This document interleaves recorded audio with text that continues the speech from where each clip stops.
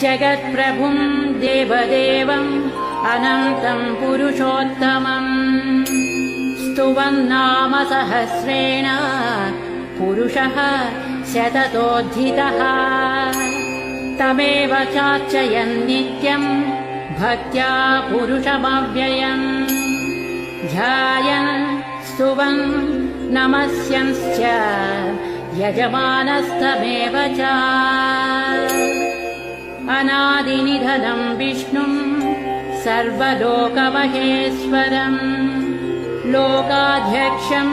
स्तुवन् नित्यम् सर्वदुःखादिगो भवेत् ब्रह्मण्यं सर्वधर्मज्ञं लोकानां कीर्तिवर्धनम् लोकनाथं महद्भूतं सर्वभूतभवोद्भवम् एष मे सर्वधर्माणां धर्मोऽधिगतमो मतः यद्भक्त्या पुण्डरीकाक्षं स्तवैरर्चेन्नरः सदा परमं यो महत्तेजः परमं यो महत्तपः